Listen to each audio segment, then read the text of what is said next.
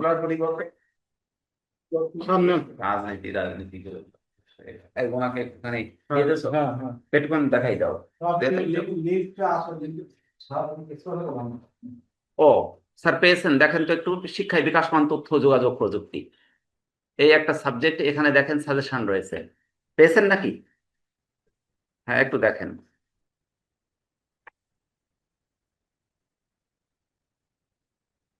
পাননি? এই রেকর্ড দিয়ে দেছো, তাহলে একটুখানি ওর হেল্প নেবেন তাহলে।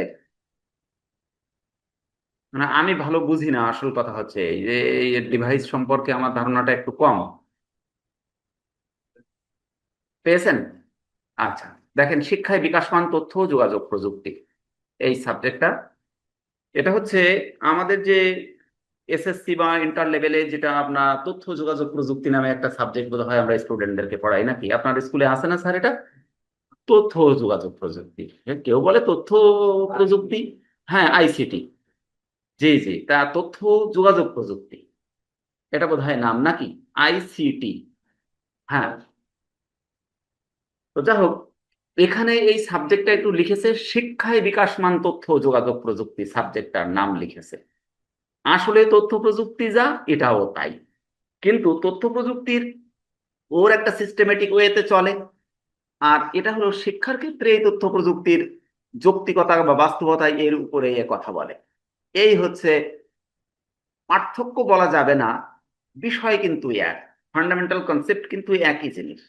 যেমন সফটওয়্যারের কাজ ধরে নেন, মানে এই প্রশ্নটা না, আমি উদাহরণস্বরূপ বলছি, অথবা র্যামের কাজ, তো এটা তো র্যামের কাজ, অথবা রমের কাজ কি, অথবা হার্ড ডিস্কের কাজ কি, কিবোর্ডের কাজ কি, এগুলো তো সব আপনার শিক্ষায় তথ্য যোগাযোগ প্রযুক্তির মধ্যে যেমন আছে, তেমনি আপনার আহ শিক্ষা কি তথ্য প্রযুক্তির মধ্যে আছে, তেমনি তথ্য ও যোগাযোগ প্রযুক্তির মধ্যে আছে। আসলে বিষয়টা হচ্ছে এক, ক্লিয়ার, এবং এর ভিতরে যে বিষয়গুলো কন্টেন্ট গুলো রয়েছে সবগুলো কিন্তু একই, সেম, এর মধ্যে কোনো পার্থক্য নাই।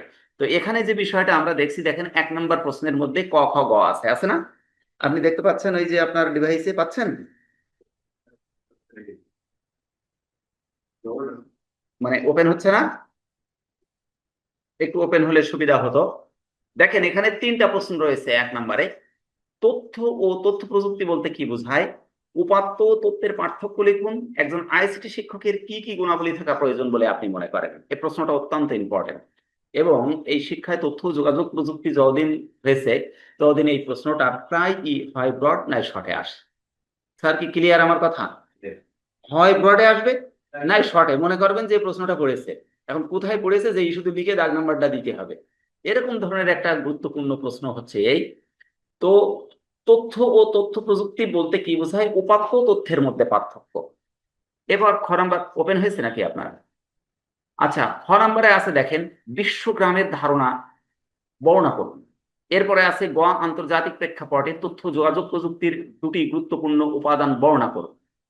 এই 3টা প্রশ্ন এখানে এইভাবে কিন্তু প্রশ্ন আসবে ব্রড প্রশ্নে, অর্থাৎ ব্রড প্রশ্নের মধ্যে 1, 2 এবং 3 এই 3টে করে প্রশ্ন থাকবে, আবার ক্ষেত্র বিশেষে ক এবং খ থাকবে, গ নাও থাকতে পারে। তো যাই থাকুক না কেন একটা একটা প্রশ্নের মধ্যে মার্কস থাকবে কিন্তু 5। ক্লিয়ার কি না স্যার? 5, প্রত্যেকটা সাবজেক্টে কিন্তু একই। আপনি আবশ্যিক সাবজেক্টের প্রত্যেকটা সাবজেক্টে হচ্ছে 5 মার্কস করে ব্রডে পাবেন, আর শর্টে পাবেন হচ্ছে 2 মার্কস করে। তো এই ব্রডটা 5 মার্কের উপযোগী করে কিন্তু আপনার লিখতে হবে, অর্থাৎ 3টা মিলে কিন্তু 5, একটাই 5 না কিন্তু, ক, খ এবং গ 3টে মিলে কিন্তু 5। সেক্ষেত্রে ক এর প্রশ্নটা শুধুমাত্র দিতে পারে তথ্য যোগাযোগ প্রযুক্তি কি, এক কথায় দিতে পারে। ওই পরের অংশটা কিন্তু আলটিমেটলি গয়ে চলে আসবে। ওটা আপনারা শিক্ষকতা করেন যখন সেকেন্ডারি লেভেলে, আপনারা আমার থেকে ভালোই বোঝেন, কারণ এই পরের অংশটা কিন্তু এক দাগে আসবে না। অর্থাৎ ক দাগে যখন প্রশ্ন আসবে এটা জ্ঞানমূলক প্রশ্নের মতো আসবে ছোট্ট করে, এবং ওটা গয় নাম্বারে যে এই যে একজন আইসিটি শিক্ষকের কি কি গুণাবলী থাকা প্রয়োজন, এটা কিন্তু গয় নাম্বারে আলটিমেটলি চলে আসবে। তাহলে প্রথমেই 1 দিল, পরে 2 দিল, পরে 2 দিল, তাহলে কত হলো? 5, 5 হয়ে গেল। এভাবে কিন্তু 8টা প্রশ্ন লিখতে হবে। এই জন্য এখানে ইলাবোরেট করা যাবে না, এটা মনে রাখা দরকার। খুব মানে বড় করতে গেলে কিন্তু লিখে শেষ করা যাবে না, কারণ মোট প্রশ্ন লিখতে হবে 1 নম্বরের উপর। তো বিষয়টা হলো মোট প্রশ্ন লিখতে হবে কিন্তু 10টা শর্ট, এবং শর্টগুলো কিন্তু এক কথায় না। আপনাদের যেমন অনুধাবনমূলক প্রশ্ন আছে না জ্ঞানমূলকের পরে, খ নাম্বারে যে অনুধাবনমূলক প্রশ্ন আছে, এর এই যে শর্ট প্রশ্নগুলো সব অনুধাবনমূলক প্রশ্নের মতো। জ্ঞানমূলক প্রশ্ন কোনো শর্ট প্রশ্ন হয় না এ পর্যন্ত আমি দেখিনি। এজন্য অনুধাবনমূলক প্রশ্ন আপনাকে লিখতে হবে কিন্তু 10টা। এরপরে আপনাকে ব্রড প্রশ্ন লিখতে হবে হয় 20টা অথবা 30টা। 30টা 3টে করে যদি থাকে, তবে কোনো কোনো প্রশ্নে 3টা থাকবে, কোনো কোনো প্রশ্নে 2টা থাকবে, আবার একটাও থাকতে দেখা যায়। মানে এরকম বিভিন্ন কায়দায় এই প্রশ্নগুলো হয়। তো এখানে আমরা দেখেন 3 নাম্বার প্রশ্ন ওপেন হয়েছে কিনা আপনার, হয়েছে। 3 নাম্বার প্রশ্নটা দেখেন, আইসিটি মহাপরিকল্পনার উদ্দেশ্য বাস্তবায়ন কৌশলগুলো বর্ণনা করুন। এখানে কিন্তু প্রশ্ন দেওয়া হয়েছে 2টা, ক এবং খ, তাই না? এরপরে 2-এ কিন্তু 3টা, 4-এ কিন্তু 3টা প্রশ্ন দেওয়া হয়েছে, দেখছেন 4-এ। তো এইভাবে যেটা বলছিলাম যে এই প্রশ্নটা কিন্তু আপনার আসবে ওই প্রশ্নকর্তার মানে ইচ্ছার উপরে নির্ভর করে, সোজা কথা। অর্থাৎ উনি যদি মনে করেন যে আমি একটা দাগে একটা প্রশ্ন দিয়েই আমি মোটামুটি 5 মার্কস দিয়ে দেবো, উনি দিতে পারেন। আবার 2টা দিয়েও 5 মার্কস দিতে পারেন, আবার 3টা দিয়েও পারেন, তবে 3টার বেশি আর আসবে না। ক্লিয়ার এই বিষয়টা? আর এখানে কিন্তু এই যে ছোট ছোট যে প্রশ্নগুলো রয়েছে, এই প্রশ্নগুলো এখানে দেখেন, এই ছোট প্রশ্নগুলো আছে আইসিটি কি। এই জায়গায় আইসিটি কি এক কথায় একেবারে লিখে দিলে হবে না। আমি বলেছি যে অনুধাবনমূলক প্রশ্নের মতো অন্তত 1টা 2টা লাইনে আপনারা উত্তরগুলো লিখবেন, যেহেতু মার্কস কিন্তু 2, 1 না। কিন্তু 1 যদি হতো তাহলে আপনি এক কথায় লিখে দিতে পারতেন, বাস ঝামেলা শেষ। তাহলে তো এই ব্যাপারে কোনো প্রশ্ন নাই। মানে এখানে কিন্তু লিখে আপনার 60-এর ভিতরে আপনার মোটামুটি একটা মার্কস ক্যারি করতে হবে, যাতে করে অন্তত ফার্স্ট ক্লাস মার্কসটা যেন থাকে। কারণ বিএডে আমি যত জায়গায় ভাইবা দিয়েছি, আমি মূলত আসলে ব্যাংকার হিসাবে বেশি মানে দিন না, মানে বেশি মানে কি বলা যায় যে 2 জায়গায় আমি চাকরি করেছি আমার লাইফে। তারপরে হচ্ছে হাই স্কুলে করছি প্রায় 3 বছরের মতো, ব্যাংকে করেছি দুটো মিলে 1.5 বছর, একটা 1 বছর আর একটা 7 মাসের মতো। তারপরে হচ্ছে ওই যে আপনার ইসে আপনার প্রাক এডুকেশন প্রোগ্রামে, ওখানেও বেশ প্রায় 1.5 বছর এডুকেশন প্রোগ্রামে ছিলাম। তো ব্যাংকটা আমার আসলে শুট, আমি কোনো মানে আনন্দ নিরানন্দ কোনো কিছু ওর মধ্যে আমি পাইনি। ও কষ্টই হয়েছে শুধু খানিকটা সময়। আমার মানে পছন্দসই ছিল না বিষয়টা। চাকরি ছিল ছোট, মানে ব্যাংকের যে চাকরিটা আমার ছিল এটা ছোট চাকরি। মানে কথা বলেন, সমস্যা কোনো? তাই বসে কথা বলেন, বসে কথা বলেন। আমার এখানে আবার অনলাইনে চলছে, একটু সংক্ষেপে শেষ করেন, আমরা একটু কথা বলি। আচ্ছা, তো যেটা বলছিলাম যে এই যে মানে এর ক্ষেত্রে মানে কি বলা যায় যে তথ্য যোগাযোগ প্রযুক্তির ক্ষেত্রে দেখেন রচনামূলক যে প্রশ্ন এখানে রয়েছে আমাদের, তথ্য ও তথ্য প্রযুক্তি এবং উপাত্ত ও তথ্যের পার্থক্য। তাহলে আমাদের প্রথম প্রশ্নটা এখানে আছে না উত্তর, একটু শেষে চলে যান, দেখেন রচনামূলক প্রশ্ন উত্তর এখানে লেখা আছে, পেয়েছেন? না না, আছে আছে, নিচে আছে, সব আছে। এই যে আমি ওপেন করে বসে আছি, রচনামূলক প্রশ্ন উত্তর, আপনি ওই নিচের দিকে যান, শর্ট প্রশ্নের নিচে চলে যান, ওখানে লেখা আছে তথ্য ও তথ্য প্রযুক্তি এবং উপাত্ত ও তথ্যের পার্থক্য। দেখেন তথ্য কি জিনিস, উপাত্ত বা ডাটাকে যখন প্রক্রিয়াকরণ বা প্রসেসিং করে একটি অর্থপূর্ণ অবস্থায় রূপান্তর করা হয়, যা মানুষ বুঝতে পারে এবং সিদ্ধান্ত নিতে পারে, যার উপরে ভিত্তি করে তাকে তথ্য বলা হয়। অর্থাৎ তথ্য এমনই একটি জিনিস যেটা কিন্তু একটা প্রসেসিং, অর্থাৎ প্রক্রিয়াকরণের পরবর্তী স্টেজ বা স্টেপ হচ্ছে তথ্য, যে জিনিসটা আমি বলতে চাচ্ছি। তাহলে তথ্যের পূর্বে যে জিনিসটা রয়েছে এটা কিন্তু কি জিনিস, উপাত্ত। এই জিনিসটা হচ্ছে, পেয়েছেন? আপনার মনে হয় ইসে মানে মোবাইলে সাপোর্ট নিচ্ছে না বলে মনে হচ্ছে আমার, যে আমি ওপেন করে বসে আছি। তো বাসায় যে একটু দেখেন আর কি। আর এখন একটু আমরা জাস্ট এখানে একটু দেখি। আজকে ওই ভদ্রলোক আসলো না, উনি এক কলেজের টিচার, কিন্তু পেয়েছেন রচনামূলক প্রশ্ন। তো আমরা এখানে যে জিনিসটা দেখছি, তথ্য ও তথ্য প্রযুক্তি বলতে কি বোঝায়, তাহলে আমাকে দুইটা জিনিস এখানে, একটা হলো তথ্য আর একটা হলো তথ্য প্রযুক্তি, এই দুইটার সংজ্ঞা আমাকে লিখতে হবে। তো এখানে সব থেকে মজার বিষয় হচ্ছে এই যে কারোর সংজ্ঞা আপনাকে লিখতে হবে না, কিন্তু যে অমুক কি বলেছে, অমুক কি বলেছে, এরকম ধরনের কোনো কথাবার্তা এই বিএডে এসে আপনার লেখার কোনো দরকার নাই। আমাদের সময় এটা লিখতে হতো, আমাদের ইতিহাস পড়াতো শুভেন্দু বাবু। এই শুভেন্দু বাবু, আল্লাহ তার যে কতটা জ্ঞান দিছিল আমি জানি না, ইতিহাসের এরকম গোটা 40 খানিক সংজ্ঞা তার মুখস্থ, একেবারে রাইটারের নাম সহ। তার হাতে কোনোদিন কোনো কলম নেই, খাতা নেই, পাতি নেই, কোনো কিছু নাই, ক্লাসে আসবে ও শুধু বলতেই থাকবে। খুলনা টিটি, খুলনা বিএল কলেজের টিচার ছিলেন। আমি আমার লাইফে ধরেন ইউনিভার্সিটিতে দুইটা পড়ার সুযোগ আল্লাহ আমাকে দিয়েছে, বাংলাদেশের সব থেকে টপ ইউনিভার্সিটিতে পড়ার সুযোগ আল্লাহ আমাকে দিয়েছে। আমি এত মেরিটোরিয়াস টিচার আমি আমার লাইফে পাইনি। সেই শুভেন্দু বাবুকে আজও আমি স্মরণ করি, মারা গেছে। উনি ছিলেন খুলনা বিএল এর টিচার। বিএল থেকে অবসর যাওয়ার পরে উনি হচ্ছে খুলনা টিটি কলেজে শিক্ষকতা করতেন, ইতিহাস পড়াতেন উনি। তো যা হোক, এরকম কোনো কিছু তার ইসে ছিল না, মানে খাতাপত্র ছিল না, অথচ 40 থেকে 42টা, মানে কি বলা যায় যে ঐতিহাসিকের নাম সহ তার সংজ্ঞা, কমাপূর্ণ সেট সহ তার মুখস্থ ছিল। আর অন্য কিছু তো বাদই দিলাম, সাল তারিখ গুলো অটো বলতেই শুধু থাকে। তো এরকম কোনো হেফাজত এখানে নাই। এখানে বিষয়টা হচ্ছে আপনাকে যে প্রশ্ন করবে ওই প্রশ্নটার উত্তর আপনি কি জানেন সেটা আপনাকে লিখতে হবে। স্যার ক্লিয়ার কিনা আমার? আপনি কি জানেন, ও কে কি জানলো ওসব বিষয় এখানে টেনে হেসড়ে আনার কোনো দরকার নাই। আপনি কি জানেন সেই কথাটা আপনি এখানে লিখবেন। এটাই হচ্ছে বর্তমান এই বিএড প্রশিক্ষণের অন্যতম মূল মন্ত্র, যেটা বলেন তাই। তো যা হোক, তথ্য কি জিনিস, এখানে বলা হচ্ছে উপাত্ত বা ডাটাকে যখন প্রক্রিয়াকরণ বা প্রসেসিং করে একটি অর্থবহ অবস্থায় রূপান্তর করা হয়, তাহলে আমরা যে জিনিসটা কিন্তু তথ্যের পূর্বে পাবো সেটা হলো কি, উপাত্ত। এবং উপাত্তকে ইংরেজিতে কি বলা হয়, ডেটা বলা হয়। এই ডেটাটা হচ্ছে ফান্ডামেন্টাল কনসেপ্ট, যার উপরে ভিত্তি করে কি তৈরি হয়, তথ্য তৈরি হয়। যার উপরে ভিত্তি করে কি হয়, তথ্য তৈরি হয়। তাহলে এইটার উপরে ভিত্তি করে কিন্তু ইনফরমেশন আসছে নাকি, ইনফরমেশন তথ্য আসছে। তাহলে এটাকে আমরা যদি বলি এটা র ম্যাটেরিয়ালস বা কাঁচামাল, তাহলে বোধ হয় ভুল হয় না স্যার, হয় না? র মেটেরিয়ালস বলা যাবে না, কারণ আমরা র মেটেরিয়ালস কে কিন্তু সরাসরি কাজে লাগাতে পারি না, তার অংশবিশেষ বাদ দেওয়া হয়, ঠিক কিনা? আজকে রান্না করা হবে, মনে করেন একটা তরকারি, সে একটা তরকারি, মনে করেন আমরা কলা রান্না করব। তো কলা রান্না করতে গেলে কলার খোসা এখন খায়, আমিও খাই, অনেকে খায়, কিন্তু প্রাথমিক অবস্থায় কলার খোসাটাকে কিন্তু ছাড়িয়ে ফেলতে হয়, ঠিক কিনা? আমি যে কথাটা বলতে চাচ্ছি কথাই একই, আপনি অন্যভাবে বললেন, আমি আরেকভাবে বললাম।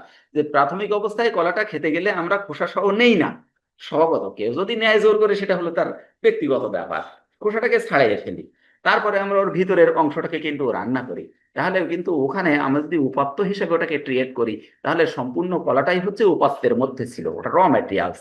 তারপরে ওটাকে যখন আমি গ্রহণ করে ছালটাকে, খোসাটাকে ছাড়িয়ে ফেলেছি এবং ভিতরের শ্বাসটাকে গ্রহণ করেছি, ওটাকে আমি ইনফরমেশনে নিয়ে আসতে পারি, তথ্যে নিয়ে আসতে পারি। কিন্তু তথ্য এবং উপাত্তের সম্পর্কটা কোনো ম্যাটেরিয়ালস এর সাথে না, ম্যাটেরিয়ালস এর অস্তিত্বের সাথে, কিন্তু ম্যাটেরিয়ালস এর সাথে না, এইটার সাথে না, এইটার অস্তিত্বের সাথে কিন্তু তথ্য এবং উপাত্ত জড়িত। তাহলে ক্লিয়ার হয়েছে কিনা? আবার বলতে পারেন যে স্যার কলার উদাহরণ দিয়ে তো তথ্য উপাত্ত হয় না, সেটাও কিন্তু আমি ক্লিয়ার করলাম, কারণ ওই জিনিসটা কোথায় পাবো, ওই বিষয়টা হচ্ছে তথ্য উপাত্তের সাথে জড়িত। তাহলে এখানে আমরা কি বললাম, উপাত্ত বা ডাটাকে যখন প্রক্রিয়াকরণ বা প্রসেসিং করে একটি অর্থবহ অবস্থায় রূপান্তর করা হয়, কি হবে, কি হবে এখানে, এই উপাত্ত থেকে যখন আমরা উপাত্তকে প্রসেসিং করব, ওই যে প্রসেসিং করলাম, কলার উদাহরণ দিলাম, কলার উদাহরণ দিয়ে ছালটাকে আমরা ছাড়িয়ে ফেলে দিয়ে শ্বাসটাকে আমরা গ্রহণ করলাম, ঠিক এই উপাত্ত থেকে আমি সবকিছু কেটে ছেটে বাদ দিয়ে আমি কি করব, ওটাকে প্রক্রিয়াকরণ করে অর্থবহ অবস্থায় যখন এটাকে নিয়ে আসবো, নাম্বার ওয়ান, এবং যা মানুষ বুঝতে পারবে, যে জিনিসটা মানুষ বুঝতে পারবে এবং শুধু বুঝবে না। জি, আপনি আপনার ভাষায় লিখবেন, আমি তিনটা তথ্য আপনাকে এখানে দেব। এক নাম্বার হচ্ছে আপনি উপাত্তকে প্রক্রিয়াকরণ করবেন, বাস সোজা কথা। এই তিনটা থিম বৈশিষ্ট্য এর মধ্যে আসতে হবে। দুই নম্বর হচ্ছে মানুষের বোঝার উপযোগী করতে হবে আপনার সাথে। তিন নাম্বার কথা আছে আরেকটা, সেজন্য তার উপরে ভিত্তি করে সিদ্ধান্ত গ্রহণ করতে পারে। আপনি বোঝার উপযোগী করেছেন, আপনি প্রসেসিং করেছেন, বার্তাকে সিদ্ধান্ত গ্রহণের ক্ষেত্রে অপূর্ণতা রয়ে গেছে, এটা কিন্তু ইনফরমেশন বলা যাবে না। তাহলে এইবার এই লাইনে আপনাকে আসতে হবে, অর্থাৎ তিনটা বৈশিষ্ট্য এর ভিতরে সংযুক্ত থাকবে। কয়টা স্যার? তিনটা। চেষ্টা করি একটু, এই আজকে এটা একটু করাবো বলে দুই একদিন একটু দেখছি যে বিষয়টা কি করা যায় বা কিভাবে কি করা যায়। তাহলে এই তিনটা বৈশিষ্ট্যের একটা যদি আপনি অ্যাবসেন্ট করে ফেলান তাহলে এটাকে ইনফরমেশন বলা যাবে না, তথ্যে গ্যাপ রয়েছে। আমরা প্রায় বলি না যে তথ্য গ্যাপ রেখে তথ্য দেওয়া হয়, এবং তথ্য গ্যাপ রাখে কারা? দ্রবিসন্ধি চিন্তা ভাবনা যার মধ্যে আছে, নাম্বার ওয়ান, তাই না? যে ওর পিছনে অন্য কোনো উদ্দেশ্য তার আছে, যে কারণে সে ওই তথ্যটাকে কিন্তু গ্যাপ করে, তথ্যটাকে একটা গ্যাপ দিয়ে সে মানুষের কাছে উপস্থাপন করে, যে লোকটা যেন আবার আসে আমার কাছে। আছে না সমাজে এই প্রকৃতির কিছু মানুষ? ইয়ে সংখ্যায় মানে এত বেশি যা বলার না। তাহলে আমরা একটা জিনিস আজকে এখানে জেনে নিলাম, যে তথ্য হচ্ছে এমনই একটি ডেটা, এমনই একটি উপাত্ত যেটা প্রসেসিং করা হবে। প্রসেসিং এর পরে কি করা হবে? মানুষ যেন সেটাকে বুঝতে পারে সহজে, easily understand the fact depending on the data, তাই তো? By the processing of your own skillness, আপনার স্কিলনেসকে কাজে লাগিয়ে আপনি উপাত্তকে প্রসেসিং করে আপনি এমন অবস্থায় নিয়ে আসবেন যেটা মানুষ আন্ডারস্ট্যান্ড ইজিলি, বা ইজিলি আন্ডারস্ট্যান্ড, খুব সহজে সেটাকে বুঝতে পারবে। বুঝার পরে শুধু বুঝে থাকবে না সে ক্ষান্ত, বরং সে কি করবে? টেক দা কি মেকিং দ্য ডিসিশন, সে কিন্তু ডিসিশন বা সিদ্ধান্ত গ্রহণ করতে পারবে তার উপরে, যে এরপরে আমার কি করা উচিত, বা এটা আমি করবো বা এটা করবো। বাস, সোজা কথা, এই তিনটা জিনিস আপনার তথ্যের মধ্যে থাকবে। যদি তথ্যের মধ্যে থাকে তাহলে ওটাকে একটা ভালো তথ্য আপনি বলবেন, আর তিনটার একটা যদি অ্যাবসেন্ট হয়ে যায় তাহলে ওটাকে কিন্তু আপনি ভেগ বলবেন, অস্পষ্ট, তথ্যটা সঠিক নয়, এর কোথাও কনফিউজড হয়েছে। Clear sir? তাহলে এখানে আর যাবো না। তো আমরা তথ্য বুঝে ফেলালাম যে তিনটা জিনিসের সম্পৃক্ততা, এটা জাস্ট ব্রেনে ধরে রাখবেন যে আমার জিনিস লাগবে কয়টা, তথ্য হতে গেলে কিন্তু পড়বে, হয় শর্ট নাই ব্রড। পরীক্ষা দিতে যাবেন আর আমার কথা মনে হবে যে স্যার যে ক্লাসে বলছিল যে এটা পড়বে, এ পড়ে গেছে অলরেডি, এবারও পড়বে, সামনের বারও পড়বে, প্রতিবার পড়বে, প্রতিবার এই প্রশ্নটা আসবে, যে কারণে আমি একটু কথা বলার চিন্তা করলাম এটাই। আচ্ছা, উদাহরণ দিচ্ছে, দেখেন এখানে একটা কোন পরীক্ষার নির্দিষ্ট কিছু নাম্বার, যেমন 80, 85 হলো উপাত্ত, নির্দিষ্ট কিছু নাম্বার। কিন্তু যখন বলা হয় করিম পরীক্ষায় জিপিএ 5 পেয়েছে, তখন সেটি একটি তথ্য। 80 পেয়েছে, 85 পেয়েছে, কিন্তু জিপিএ 5, জিপিএ 5, হ্যাঁ হ্যাঁ সবগুলো হিসাব করে, কিন্তু সে জিপিএ 5 পেয়েছে, এটা একটা তথ্য। যে কি পেয়েছে করিম? জিপিএ 5 পেয়েছে, এটা তথ্য, ইনফরমেশন, বাস শেষ। এরপরে তথ্য প্রযুক্তি কি জিনিস? ইনফরমেশন টেকনোলজি যেটাকে বলা হচ্ছে তথ্য প্রযুক্তি। তো তথ্য প্রযুক্তি এবং তথ্য যোগাযোগ প্রযুক্তি, আমরা পড়াই তথ্য যোগাযোগ প্রযুক্তি। আর এখন যেটা পড়াই এটা কিন্তু বিকাশমান, তথ্যে বিকাশমান, কি যেন আমাদের সাবজেক্টের নাম কি আছে? সাবজেক্টের নাম, এই সাবজেক্টের নামগুলো এক্সটার্নালরা আসলে একটু আপনাদের কাছে জিজ্ঞাসা করবে, এগুলো একটু কিন্তু ঠিকঠাক করে রাখবেন। শিক্ষায় বিকাশমান তথ্য যোগাযোগ প্রযুক্তি, শিক্ষায় বিকাশমান তথ্য ও যোগাযোগ প্রযুক্তি, আগে নাম ছিল তথ্য ও যোগাযোগ প্রযুক্তি, এই সাবজেক্টের নাম। কিন্তু এইবার আপনাদের আগে যে পরীক্ষাটা দিবে, এই যে ব্যাচটা পরীক্ষা দিবে, এদের থেকে এই নামটা একটু চেঞ্জ হয়ে গেছে, আর কোনো কিছুই ওর ভিতরে চেঞ্জ হয়নি। ওই কাজ নেই কয়টার, তাই বসে বসে এইসব করে, আবল তাবল কাজ। হ্যাঁ, মডিফাই কিছুই করেনি, ওর নামটা শুধু মডিফাই করেছে, হ্যাঁ নামটা, হ্যাঁ ওই আর কি মডিফাই নামে করেছে, কিন্তু ওর ভিতরে কোনো পরিবর্তন কোনো কিছু করেনি। যা হোক, তথ্য প্রযুক্তি কি জিনিস এবার বলছে? তথ্য সংগ্রহ, এর সত্যতা যাচাই, সংরক্ষণ, প্রক্রিয়াকরণ এবং ব্যবস্থাপনার সাথে জড়িত প্রযুক্তিকে তথ্য প্রযুক্তি বলা হয়। তাহলে কত সুন্দর জিনিস দেখেন, তথ্যকে আপনি কালেক্ট করবেন, সংগ্রহ করবেন, জাস্টিফিকেশন করবেন, জাস্টিফাই করবেন, এটাকে সংরক্ষণ করবেন, প্রিজার্ভেশন যেটাকে বলা হয় এটা করবেন, আর এটাকে প্রসেসিং করবেন, আর অ্যারেঞ্জমেন্ট করবেন। এই কয়টি প্রক্রিয়ার সাথে জড়িত যে প্রযুক্তি, যে টেকনোলজি, সেই টেকনোলজিকে বলা হবে তথ্য প্রযুক্তি। তাহলে একবার সহজ জিনিস, নাকি বলেন? এক নাম্বার কাজ হচ্ছে কি? আপনি সংগ্রহ করবেন, আগে তো সংগ্রহ করতে হবে, তারপরে সংগ্রহ করার পরে আপনি সংগ্রহ করে ফেলাইছেন, এবার আপনার কাজ হবে কি? সত্যতা যাচাই করতে হবে, যে সংগ্রহ তো একটা করে নিয়ে আসলাম, দেখি লোকটা আসলে সঠিক তথ্য দিয়েছে না ভুল তথ্য দিল। এরপরে যাচাই করলেন, এরপরে কি করবেন? আপনি সংগ্রহ করে রাখবেন, যে এই যে তথ্য আমি যোগাযোগ করলাম, সংগ্রহ করলাম, এটার এই অংশটা মিথ্যা, এই অংশটা সত্য, এটাও আমাকে আইডেন্টিফাই করে রাখতে হবে। তাহলে সংরক্ষণ আপনি করলেন। এরপরে সংরক্ষণ করার পরে আপনাকে কিন্তু আরেকটা কাজ করতে হবে, প্রসেসিং করতে হবে। প্রসেসিং, প্রক্রিয়াকরণ, এটা কিন্তু একটা গুরুত্বপূর্ণ জিনিস। অর্থাৎ কোন তথ্যটাকে কোন প্লেটে রাখলে ভালো হবে। প্লেট বলেই বললাম, কারণ হ্যাঁ, গোশ, মাছ, ডাল সব যদি একটার মধ্যে ঢুকাই দেন, তাহলে তো ও খাওয়া খানিকটা কঠিন হয়ে যাবে। আমার মতো লোক আছে যারা একসাথে করে খেতে পারে, কিন্তু সবাই তো এটা পছন্দ করে না। তাহলে আপনাকে আলাদা আলাদা পাত্রে এটাকে প্রক্রিয়াকরণ করতে হবে। করার পরে যে কাজটা করবেন, যে আপনার ব্যবস্থাপনা, যে কোন ব্যবস্থাপনাকে কাজে লাগিয়ে এই তথ্যটাকে আপনি কাজে লাগাতে চান, সেটাও আপনার ঠিক করতে হবে। এই কাজগুলো যে টেকনোলজি, যে প্রযুক্তি করবে, সেই প্রযুক্তিকে বলা হবে তথ্য প্রযুক্তি। আর যদি মাঝখানে যোগাযোগ লাগান, তাহলে কি হবে? কথা কিন্তু এক, এই জিনিসই। কারণ কি, আপনাকে তো সব কাজগুলো করতে যে একটা কমিউনিকেট করতে হচ্ছে নাকি? আপনি প্রক্রিয়াকরণ করবেন, একটা কমিউনিকেট করতে হচ্ছে। আপনি তথ্যকে যাচাই করবেন, একটা কমিউনিকেট করবেন। আপনি তথ্য সংগ্রহ করবেন, সেখানেও আপনার কমিউনিকেট করতে হবে। অর্থাৎ কমিউনিকেট ছাড়া, কমিউনিকেশন ছাড়া মানুষের জীবন নয়, শুধু জীবের জীবন পরিচালনা করা কমপ্লিটলি ইম্পসিবল। ঠিক কিনা স্যার? আপনি দেখেন কোন একটা জীবকে, আপনি যে জীবের কথা বলেন, কোন একটা জীবের নাম আপনি তুলে ধরেন, দেখেন তার কমিউনিকেশনটা হচ্ছে জরুরি। কমিউনিকেশন ছাড়া জীব তার অস্তিত্বকে কল্পনা করতে পারবে না। মানুষ তো বাদই দিলাম, একটা ছোট্ট পিঁপড়া আমার চেয়ে বেশি পরিশ্রম করে, সে করে না স্যার?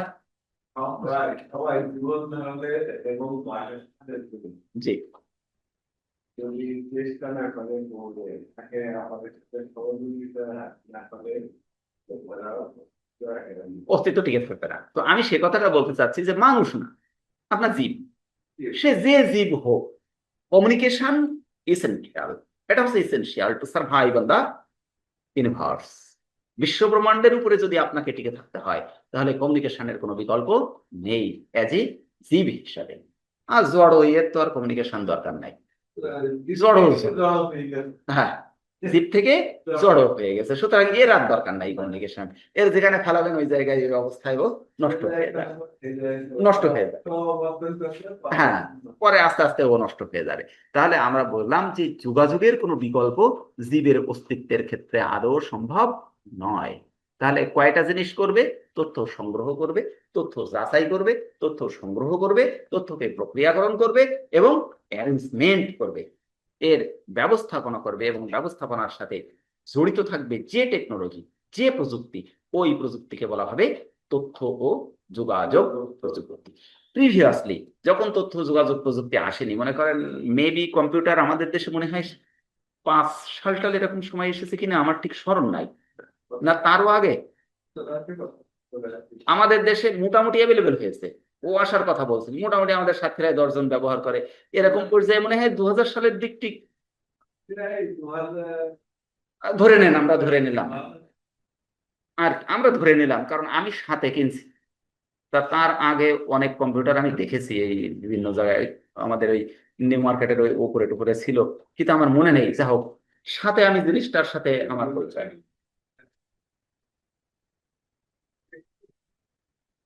মানে আমি ঠিক বলতে পারছি না, ধরে নিলাম আমরা 2000 সালের সাতক্ষীরায় এসছে, ধরে নিলাম। তো 2000 সালের পূর্বেও তো মানুষ, এই সাতক্ষীরার মানুষ তথ্য সংগ্রহ করতো, করতো না? 100 বছর পূর্বে করতো না? এখান থেকে 500 বছর পূর্বে করতো। মানুষের অস্তিত্বের সাথে তথ্য ওতপ্রোতভাবে জড়িত। বাট কালেক্টিং প্রসেসটা সভ্যতা থেকে সভ্যতায়, ভিন্ন থেকে ভিন্নতা। ঠিক কিনা? তাহলে এটাই তো আমরা একমত। তাহলে এই তথ্য ও যোগাযোগ প্রযুক্তি বলতে মডার্ন যে প্রসেস, এই প্রসেসটাকেই শুধু আমরা বলবো তা নয়, তাই নাকি?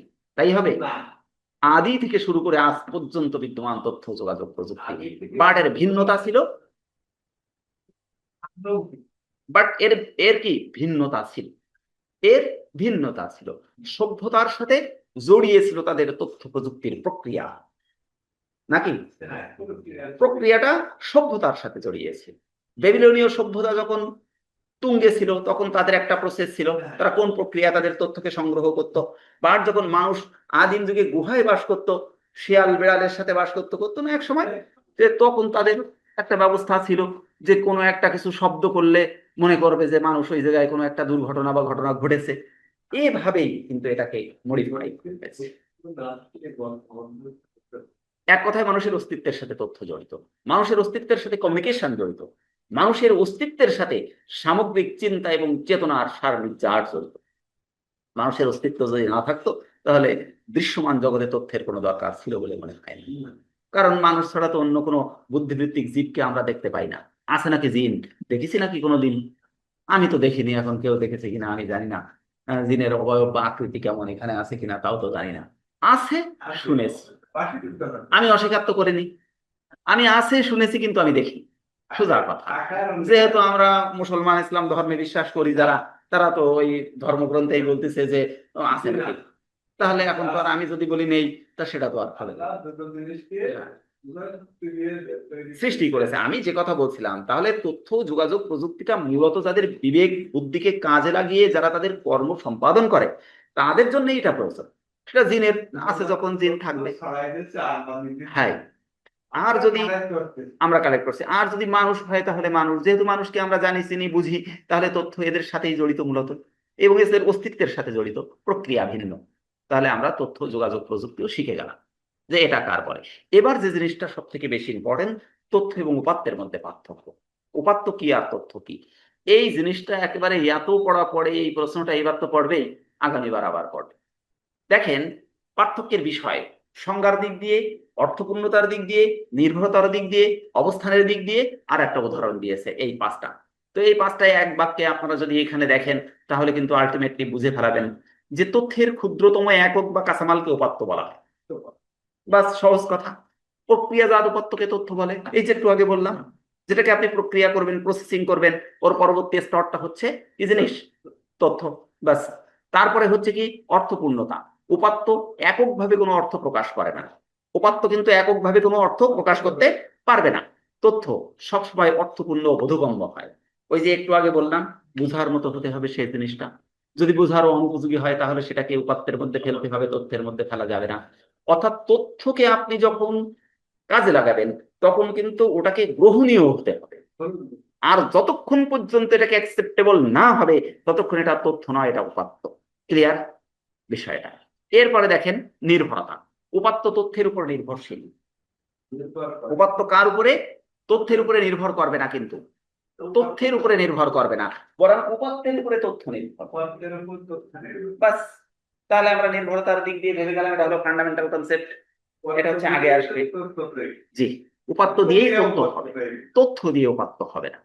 3 নাম্বার পার্থক্য। 4 নাম্বার পার্থক্য দেখেন অবস্থান। উপাত্ত প্রক্রিয়াকরণের আগের অবস্থা। উপাত্ত প্রক্রিয়াকরণের আগের অবস্থা, অর্থাৎ প্রারম্ভিক অবস্থাকে উপাত্ত বলে। হ্যাঁ, সূচনা, এটাও বলতে পারেন, প্রারম্ভিক অবস্থা বলতে পারেন, এটাকে আমরা উপাত্ত বলবো। এরপরে আপনার বলছে তথ্য প্রক্রিয়াকরণের পরের অবস্থা। আর প্রক্রিয়াকরণ যখন করছেন ওর পরের অবস্থা কিন্তু কি জিনিস? ওটা তথ্য হয়ে গেল আলটিমেটলি। এরপর বলছে, উদাহরণ দিচ্ছে একজন, ওই যে রহিম সাহেব কি করেছে, ক খ গ এগুলো বিচ্ছিন্ন উপাত্ত, আর রহিমের রোল নাম্বার হচ্ছে 10, এটি একটি তথ্য। ঠিক আছে? আচ্ছা, তাহলে আমরা ওই যে 3 জনের মধ্যে কিন্তু একজনের রোল আমরা 10 বলে দিয়েছি, এই 10টা হচ্ছে তার তথ্যের সাথে জড়িত। কিন্তু যখন মিশ্রিত ভাবে থাকছে তখন ওটা তথ্য নয়, ওটা আলটিমেটলি উপাত্ত হচ্ছে। এই পার্থক্যটা এসে যাবে, আপনাদেরও এসে যাবে, ওদেরও এসে যাবে এই প্রশ্নটা। এটা একটু আহ দেখতে হবে। এরপরে আর একটা প্রশ্ন দেখেন, আমরা প্রায় বলি যে বিশ্ব এখন কোথায়? বিশ্ব এখন কোন জায়গায়? বিশ্ব এখন হাতের মুঠোয়, হাতের মুঠোয়। এই কথাটা আমরা প্রায় বলি না, যে বিশ্ব এখন হাতের মুঠোয়। তাই বলছি যে বিশ্বগ্রামের ধারণা কি? Concept of global village. Concept of global village. ছোটবেলায় একটা মানুষ মারা গেলে আপনার স্যার এজ কত, মানে জন্ম তারিখ, জন্মসাল কত স্যার? 76। আমার একটু আগে, আমি ওই 70 আর কি, মানে 69-এর শেষের দিকে মা বলে। যা হোক, 2-1 বছরের এদিকে। ও, মানে আপনার বয়স বাড়াই দিয়েছে নাই? আপনার তো লস করিস খুব। আমার বয়স অনেক কমাই দিয়েছে ঠিক করে দেবে, ঠিক করে পারবে সে গেঞ্জি পাচ্ছে। আর এখন আর খাওয়াবে এখন খুব কঠিন অবস্থা, ওর দরকার নেই, যা হয়েছে হয়েছে।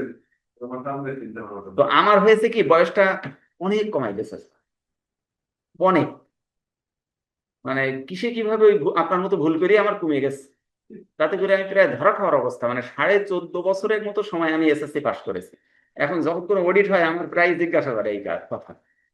আমি বলছি স্যার, ইয়ে তো আমি জানি না, আমি কবে জন্মালাম এটা কি আমি জানি?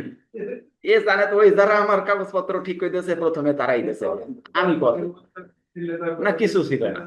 তার আগে মনে করবে মনের মতো কান দিল পাতাই। এখন আমার সাথে যারা পড়তো তাদের সব প্রায় 1-1.5 বছর বেশি, আমার কি দেখি ভাবে ওই একা ওরকম হয়ে গেছে। আর বুঝবে তাই না? ওর সাথে এর সাথে মিল। ও, তো যাই হোক, আমরা যে জিনিসটা দেখছি এখানে বিশ্বগ্রামের ধারণা কি, কনসেপ্ট অফ গ্লোবাল ভিলেজ, বিশ্বগ্রামের মূল উপাদান। দেখেন, বিশ্বগ্রাম হলো এমন একটি সামাজিক এবং সাংস্কৃতিক ব্যবস্থা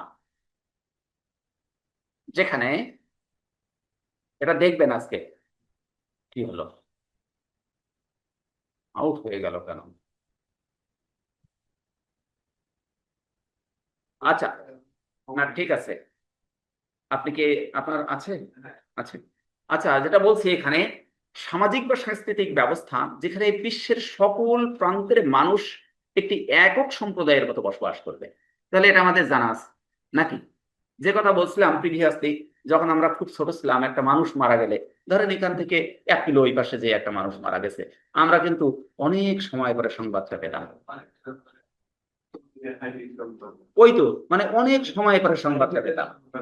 তারপরে প্রত্যেকটা মানুষের বাড়ি, আত্মীয়র বাড়ি, এক একজনের যেতে হবে, ওই মহল্লার সবাই সাইকেলে যেই তার বলে আসবে যে এই তোমার নানি মারা গেছে কি, দাদি মারা গেছে কি, ইত্যাদি ইত্যাদি ইত্যাদি। তাহলে এই যে ইনফরমেশনটা ট্রান্সফার করার যে ওয়েটা ছিল, এই ওয়েটা কিন্তু so much tough to communicate the others, তাই না? ডিপেন্ডিং অন দা কি কন্ডিশন অফ দ্যাট টাইম, ওই সময়ের কন্ডিশনের উপরে ভিত্তি করে, সোশ্যাল স্ট্যাটাসের উপরে ভিত্তি করে কিন্তু এই যোগাযোগ করতে কিন্তু সমাজ টাফ হয়ে যেত তাদের জন্য। বাট এখন কি হচ্ছে, বিশ্বের যেখানে নাকি নেটওয়ার্কিং সিস্টেম রয়েছে, সেখানে একটা ঘটনা ঘটলেই নিমিষের মধ্যে হাতের মুঠোর থেকে সংবাদ চলে যাচ্ছে, ওই তো নিমিষের মধ্যে। তাহলে it is easy to communicate others from the one corner to the another part of the universe. অল্ডার বলবো না, ইউনিভার্স, বিশ্ব ব্রহ্মাণ্ডের এক প্রান্তে কোনো ঘটনা ঘটলে মুহূর্তের মধ্যে অন্য প্রান্তে চলে যাচ্ছে। তো এই দৃষ্টিকোণ থেকে যদি চিন্তা করি, তাহলে আমরা বলতে পারি যে বিশ্বের সকল মানুষ এখন এক এবং একক সম্প্রদায়ের সাথে সম্পৃক্ত, একটি সম্প্রদায়। সেটা কি সম্প্রদায়? উই আর হিউম্যান বিং, আমরা কি মানুষ। ওই যে সম্প্রদায়ের নাম কি, আমরা মানুষ। আমি মুসলমান, আমি হিন্দু, আর একজন খ্রিস্টান, আর একজন বৌদ্ধ, এটা কোনো ফ্যাক্ট না, এটা কোনো বিষয় না। আপনার ফোন, আপনার নাম, আচ্ছা যাক। তাহলে এখানে না, আমি সেটা বলতে চাচ্ছি না, আমাদের যে ভিন্নতা রয়েছে, এই যে, অবশ্যই এই যে ছোট্ট একটা দেশ বাংলাদেশ, এই বাংলাদেশের মধ্যে কত ধর্ম, বর্ণ, গোত্রের ভিন্নতা আছে তার মনে হয় সীমা নাই। বিশেষ করে পাহাড়ি এলাকায় গেলে ছোট্ট একটা অংশ জুড়ে মগ, ওপাশে সাঁওতাল, ওপাশে কুকি, ওপাশে মরুল, ওপাশে এটা সেটা। জি, আমি সেটাই বলতে চাচ্ছি। তো এখানে কিন্তু এই যে চিন্তা এবং চেতনা, এই কনসেপ্ট, এটা কিন্তু লালন করছে না বিশ্বগ্রাম। গ্লোবাল ভিলেজ, যেটা কনসেপ্ট অফ গ্লোবাল ভিলেজ, এটাকে লালন করছে না, এটাকে ঊর্ধ্বে রেখে বলা হচ্ছে যে উই আর হিউম্যান বিং, আমরা সকলেই মানুষ, এবং আমাদের সম্প্রদায়ের নাম হচ্ছে আমরা মানুষ সম্প্রদায়, আমরা মানব সম্প্রদায়। এবং আমাদের চিন্তা এবং চেতনা এবং পরিস্থিতি হচ্ছে আমাদের একজন স্রষ্টা রয়েছে যিনি আমাদেরকে সৃষ্টি করেছে। উইদাউট দ্য বিলিভ অফ কি, নাস্তিক, নাস্তিকের বিশ্বাস, নাস্তিক তো মোটে বিশ্বাস করতে চায় না, চায় নাকি? পুরা শেষ বেশ আস্তিক হয়। আমি তো এই কথাটা বলি, কিন্তু পুরা যে শেষ বেশ আস্তিক হয়।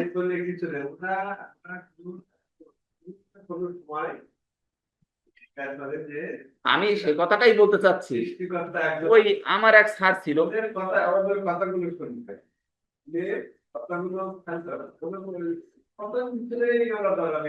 ওরা খেয়ে যায়, কিন্তু ওরা জোর করে বলে যে আসলে সব আমি মানিনি।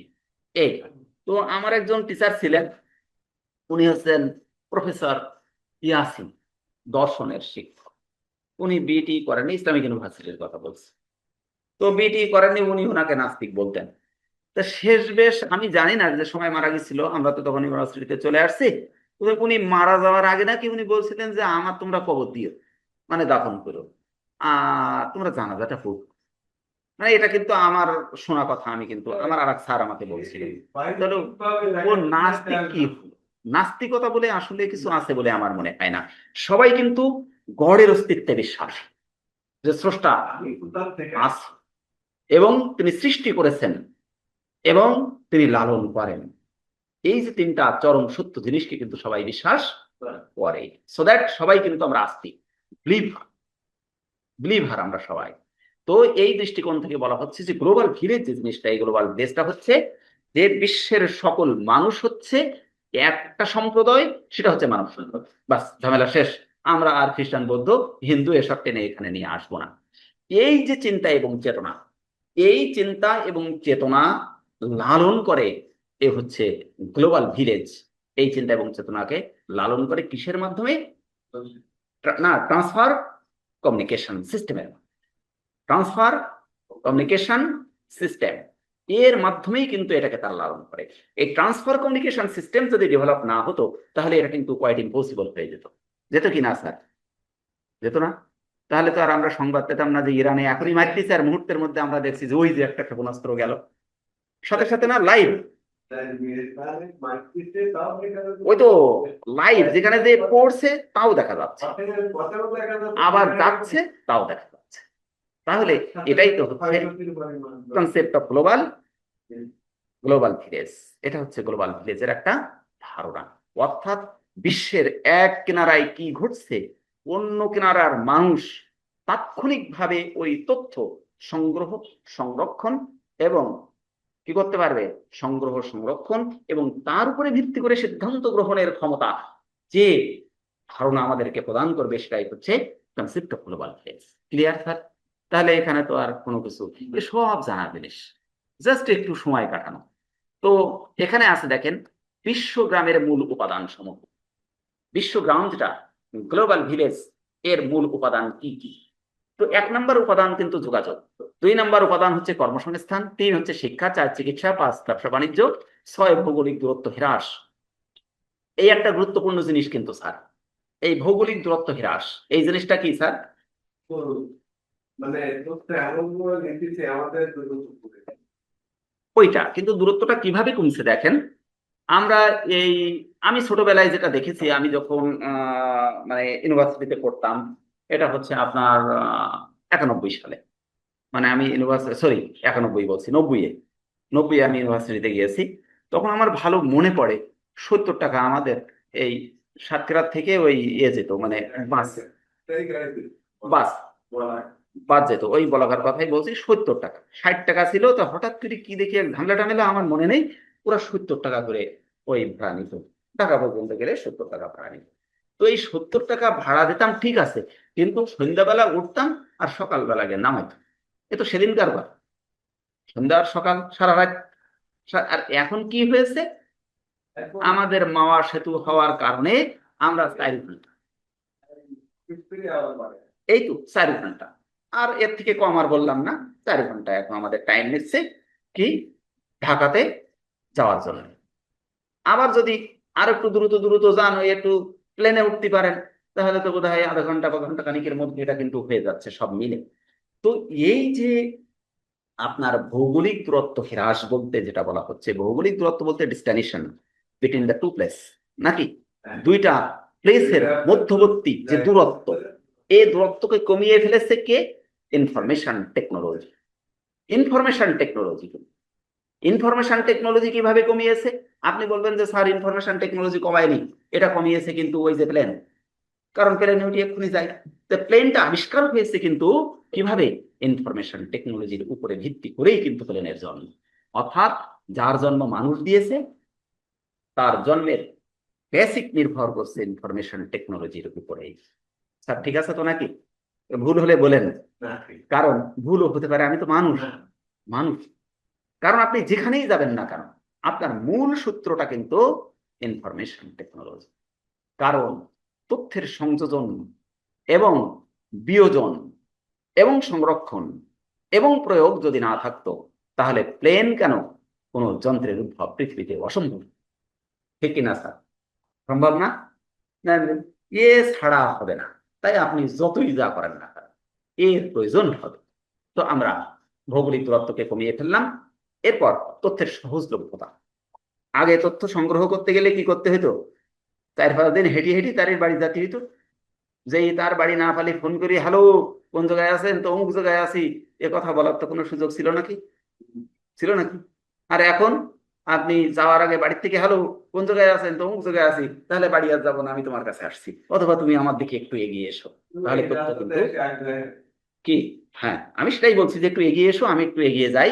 তাহলে ইজিলি কিন্তু তথ্য কালেক্ট করতে আপনি পারছেন। এটা কিন্তু অত্যন্ত সহজ হয়ে যাচ্ছে। ঠিক আছে না স্যার? তাহলে এই যে তথ্যের সহজলভ্যতা, এই জিনিসটাই কিন্তু মানুষকে আল্টা